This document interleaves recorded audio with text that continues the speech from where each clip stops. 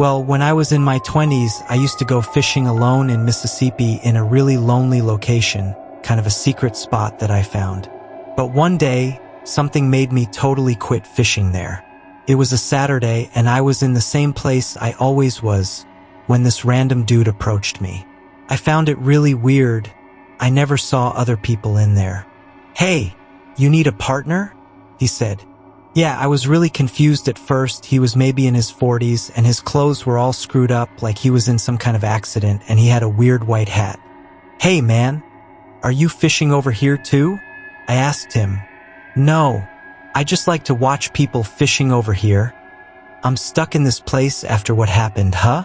Dude, that line creeped me out. I didn't know what I could say. I kind of chuckled awkwardly, thinking that just maybe this guy was joking around. Yeah. Well, I'm not that young anymore," I said, trying to brush it off. But his eyes, man, there was something totally off about them. They didn't match the grin he had on his face. There was this emptiness, like he had no life at all. I've never seen such a facial expression. He stepped closer, and I could smell sweat, dirt, and something else, like bleach. My stomach turned. I decided to pack up my gear. "Well, nice meeting you, but I think I'm gonna head out," I said. As I started to reel in my line, he stood there watching me, just standing there. His grin never left his face. "Why don't you stay a little longer? The fish bite better when it's quiet," he said. I pretended I didn't hear him. I just focused on packing up as quickly as I could. My gut told me something was completely wrong with this guy, and I wasn't going to stick around to find out. But just as I turned to head back to my car, he grabbed my arm. "You sure you don't need a partner?" he asked again with his voice lower, almost a whisper now. My heart pounded in my chest. I yanked my arm away with adrenaline kicking in. "I said I'm good, man," I muttered, trying not to show how freaked out I was. I practically jogged back to my car, with my fishing rod and tackle box clanging against each other with every step. When I got there, I just threw my stuff in the trunk and jumped into the driver's seat, locking all the doors. I glanced in the rearview mirror, and he was still there, standing at the edge of the water, watching me with that same lifeless eyes. I started the car and peeled out of the lot with my heart racing, trying to shake off the encounter. But even as I sped down the gravel road, I couldn't get his face out of my mind. That grin, those empty eyes. I kept checking my mirrors, half expecting him to be following me somehow, even though there was no way he could have. By the time I got home, I was still shaken. I told myself I was overreacting a little, that he was just some weird old guy who liked to make people uncomfortable. But something didn't sit right with me. I knew that area for years, and nobody went to that place. It was really isolated. I decided to do a quick search online, just to see if anyone else had run into someone like him at the fishing spot. That's when I found it. A news article from a few years back. A man had been found dead in that same spot under strange circumstances. When they found him, his body was already badly decomposed. It didn't show any pictures of the man, neither his name, but I couldn't help but think that indeed it was the weird-looking old guy. And that maybe he was really murdered. As I said, the place was really isolated. It was my secret spot. The next day, I packed up all my fishing gear and put it in the garage.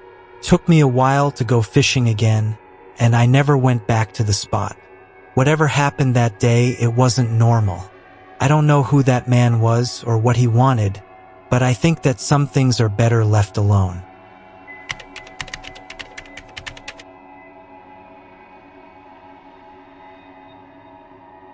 I was maybe 19 at the time, and I always liked to go fishing by myself. I was fishing in the River Severn in the UK, and I had already catched 3 fishes when I suddenly hear the sound of branches breaking, like somebody had stepped on them. That's when I looked to my left and saw a man with a big green travel suitcase appear out of nowhere. He was going towards the river, but then he saw me looking at him and he instantly ran back the direction he came. I sat there for a moment, staring in the direction the man had disappeared, unsure of what I'd just seen. My heart started to race, but I told myself it was probably nothing. Just someone who didn't want to be seen. Maybe he was lost or looking for a good fishing spot like me. But that suitcase. Who carries a big green suitcase through the woods to the river? I shook it off and cast my line back into the water, trying to focus. The sun was starting to dip behind the trees, and I kept telling myself to stay calm, that I was overreacting. But I couldn't shake the feeling that something was off. Every now and then, I glanced back toward the trees, half expecting to see him again, but nothing. About 20 minutes passed before I heard it again. The branches snapping, but this time it was closer, right behind me. My heart sank, and I slowly turned my head and I saw him again. The man was standing just inside the tree line, barely visible, looking at me. His face was shadowed, but I could tell he was staring straight at me. And that suitcase, it was still in his hand, almost like there was something really important in there. I didn't know what to do. My first instinct was to pack up and leave, but something about the way he was standing there, unmoving, made me freeze. Should I confront him? Should I just act like I didn't see him and hope he leaves? Before I could make a decision, he did something that made my blood run cold. He smiled and waved at me. It was a slow, deliberate smile that felt wrong, like he knew something I didn't. I just gave him a fake little smile, and then without warning, he turned and started walking away, this time dragging the suitcase behind him. The way it thudded against the uneven ground sent a shiver down my spine. I decided I'd had enough. I reeled in my line, fumbling with my gear. The sun was nearly gone now, and the air had grown colder. I quickly gathered my things and started walking back to my car, constantly looking over my shoulder. But as I approached the car, something caught my eye. The green suitcase. It was sitting in the middle of the path, right by my car, as if it had been placed there on purpose. My stomach dropped, and I hadn't even heard or seen him anywhere along the trail. I stood there staring at the suitcase, unsure of what to do. And then, against my better judgment, I slowly walked up to it. The suitcase was old and worn, with scratches and scuff marks all over it. I hesitated, my hand hovering over the zipper. Every instinct I had was telling me not to open it, but I thought that if it was indeed something criminal, I had to see what it was to call the police. With a deep breath, I knelt down and slowly pulled the zipper. Inside, there were only clothes, old, dirty clothes. But then I saw it, there was some blood on the clothes too. And then I noticed something else underneath the pile. A small handwritten note. My hands trembled as I reached for it. The note simply read, "See you tomorrow." I dropped it instantly. I stood up, backed away from the suitcase, and without another thought, jumped into my car. But then the things got creepier. I suddenly see the same dude coming out from behind the trees, and he started rushing towards my car. Man, I sped off like I never did before. When I got home, I called the police, but when they got there, the dude was already gone. And for what I know, they never saw him in that area. Sometimes I wonder who this man really was and what was he planning to do to me if I didn't sped off in time. I was really lucky that day.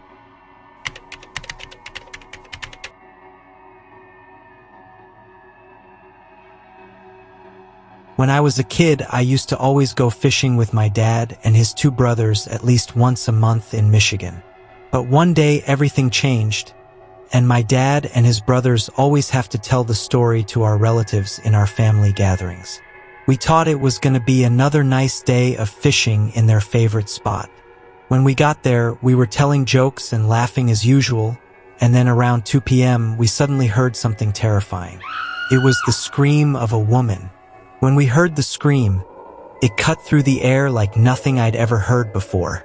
My dad and his brothers stopped mid-laugh and we all froze, exchanging worried glances. The sound wasn't far away, just beyond the line of trees that bordered the lake. For a moment, no one said anything. We just looked at each other. God, what was that? I whispered, breaking the stillness. My dad just nodded. Stay here, he said, standing up from his seat on the edge of the boat. His brothers, Uncle Joe and Uncle Mike, followed his lead, looking in the direction of the trees. I'm coming with you, Uncle Mike said, grabbing a flashlight from the boat. Even though the sun was still shining brightly, the scream had left us all feeling unsettled, and no one was taking any chances. Dad shook his head. No, man, stay with him, he said, pointing at me. I didn't say anything. I was too scared. There was something unnatural and terrible about that scream. As Dad and Uncle Joe disappeared into the woods, I stayed behind with Uncle Mike, sitting in the boat with the fishing poles untouched. Minutes passed like hours, and the quiet seemed to press down on us. Uncle Mike tried to make small talk to distract me, but his voice was strained, and I could tell he was just as anxious as I was. Then we heard another scream, this one even louder, closer, and more desperate. It was the same woman's voice. Uncle Mike's eyes widened. We have to check on them, he said, standing up and grabbing his pocket knife. I didn't argue. I followed him as we ran into the trees. The further we went into the woods, the more disoriented I felt. The forest was dense, the trees seeming to close in around us, blocking out the light. I called out for my dad, but there was no answer. The only sound was the crunch of leaves beneath our feet and the distant rustling of the wind through the branches. Suddenly, we stumbled upon a clearing. There, lying on the ground, was my dad, unconscious, with Uncle Joe kneeling beside him. My heart skipped a beat. Dad, I shouted, running over to him. Uncle Joe looked up, his face pale, his hands shaking. He's all right, but I think something scared him. Really bad, Uncle Joe said with his voice as shaky as I never heard before. I don't know what we saw, but it wasn't human. I froze. What do you mean? I asked. Uncle Joe didn't respond right away. He just kept looking at the trees, as if waiting for something to appear. Finally, he whispered, There was a woman. She was standing there, right in front of us, but her face, it was wrong. Her eyes were black, and she smiled at us. After that, I just saw him fall on the ground. I shivered. Uncle Mike looked around nervously, gripping the knife tighter. We need to get out of here, man, Uncle Mike said. We hoisted my dad up, still unconscious but breathing normally, and started backing up towards the boat. And as we reached it, I glanced back one last time at the woods. For a split second, I thought I saw something. A shadowy figure standing at the edge of the trees, watching us, but it was gone as soon as I blinked. As we got my dad back into the boat, Uncle Joe kept glancing nervously over his shoulder, like he was expecting that thing to follow us out of the woods. We just threw our stuff on the boat and Uncle Mike started the engine. I kept my eyes on the shoreline, half expecting to see that strange woman, or whatever it was, standing there watching us leave. When we got back to the car, my dad started to stir. He blinked a few times. What happened? He muttered, sitting up slowly. You fainted, dude, Uncle Joe said quickly, not looking him in the eye. Let's just get home. We can talk about it later. Later that evening, we sat around the living room and my dad explained everything. It was a woman, but her eyes were literally black after that second scream. She just appeared right behind me, and I can't remember anything else. Uncle Joe said, I literally didn't see anything behind us. It was like she appeared just to him for some reason. Why the hell did my dad just collapse after seeing this thing? It made no sense. From that day on, we never went back to that spot to fish again, obviously. Whenever they told the story in our family gatherings, I noticed they always try to leave out the part about the woman with the black eyes. It was like something cursed, And every time they did talk about it, my dad seemed to live the event all over again on his mind.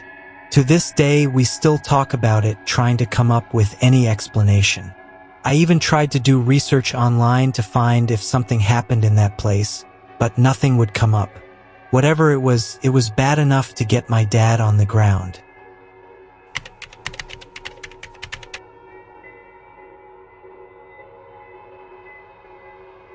In 2019, me and my friends decided to go fishing in the night.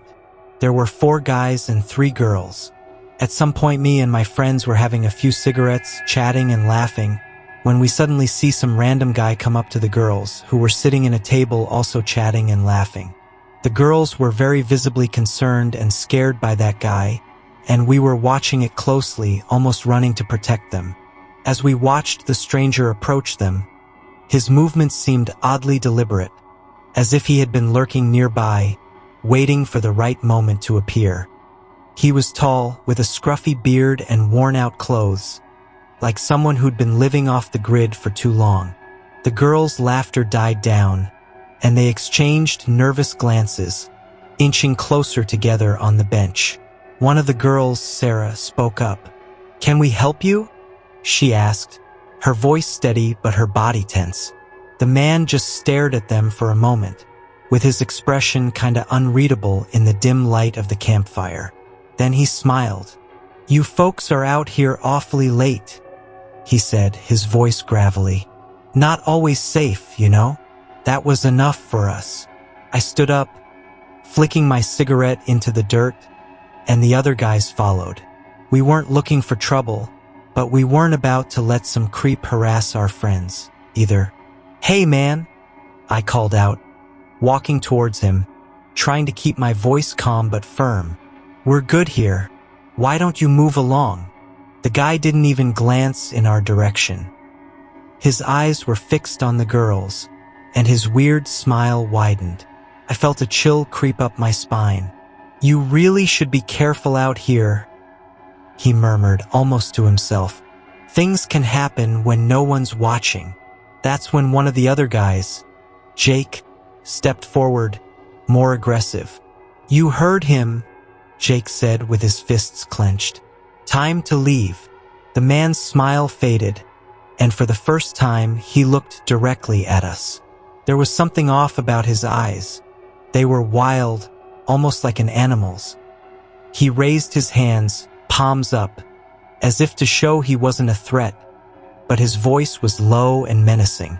"I was just offering some friendly advice. Don't say I didn't warn you." Without another word, he turned and walked off into the darkness, disappearing as quickly as he had appeared. We all stood there in stunned silence, the tension thick in the air. Sarah let out a shaky breath. "What in the hell was that?" she whispered.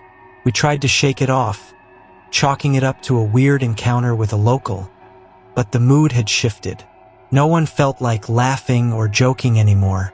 We packed up our things in silence, deciding it was best to call it a night and head back to the cars. As we started walking along the narrow dirt path, we kept glancing over our shoulders, half expecting to see the man lurking in the shadows. But the real unease didn't set in until we reached the parking lot. Our cars were parked in a small gravel lot near the edge of the woods, but when we got there, we saw that Jake's truck, which had been parked at the far end, had all its tires slashed. We stared at it, dumbfounded. "No way," Jake muttered, running his hand through his hair. "How long were we gone?" "Half an hour." And then we also saw a book page on his car's window. "We are watching you," it read. The air felt thick with dread. It had to be the guy, we knew it. But he was gone. There was no sign of him anywhere. "He's probably long gone," one of the other girls, Lisa, said, though her voice was shaking. As we stood there, frozen in the eerie silence of the lot, Jake pulled out his phone to call for a tow, but there was no signal. The rest of us checked our phones too. Nothing. "Seriously," I muttered, glancing around at the pitch-black woods surrounding us. The realization hit hard. We were cut off, no way to get help out here, and something about that guy just didn't sit right. Maybe we just have to walk back to the main road, I said. It was about a mile, maybe less, but in the darkness it felt like it could go on forever. The girls huddled together as we started the trek back. Our only light was coming from our phone screens and the dim beams of our flashlights. I could tell everyone was thinking the same thing. What if that guy was still out there with somebody watching us? About halfway to the road, we heard it. A low, distant whistle. The kind you'd hear in an old Western movie when the villain enters the scene. It was faint at first, but unmistakable. We all stopped dead in our tracks. "Did you hear that?" Sarah whispered. We turned our flashlights toward the trees, but all we saw was darkness. The whistle came again, louder this time, and closer. "Let's keep walking," I said quietly, trying to keep everyone calm. Just when it felt like the tension would snap, we saw the lights of the main road ahead. Without a word, we broke into a run, all of us sprinting for the safety of the street lamps. As we burst out of the woods into the light, the whistling stopped. We didn't slow down until we reached a gas station up the road, where we finally felt safe enough to catch our breath. We called the police, but the dude was gone.